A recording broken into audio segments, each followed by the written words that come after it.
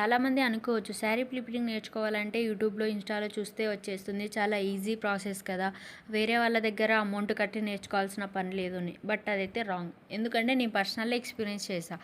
స్టార్టింగ్లో నేను కూడా ఎందుకు అమౌంట్ వేస్ట్ చేయడం, ఈజీ వర్కే కదా, యూట్యూబ్లో ఇన్స్టాలో వీడియోస్ చూసి టెక్నిక్స్ చూసి నేర్చుకుందామని. అందులో కొన్ని టిప్స్ అండ్ టెక్నిక్స్ ఉంటాయి. అవి మనకి కరెక్ట్గా తెలియాలంటే మనం ఎవరో ఒక పర్సన్ దగ్గర అయితే ట్రైన్ అవ్వాలి. అప్పుడే మనకు ఆ వర్క్ గురించి పూర్తిగా క్లారిటీ వస్తుంది. సొంత ప్రయోగాలు చేసిన తర్వాత నాకు నేను రియలైజ్ అయిన తర్వాతే నేను ఒక పర్సన్ని సెర్చ్ చేశాను ఎవరైతే బెస్ట్ అని.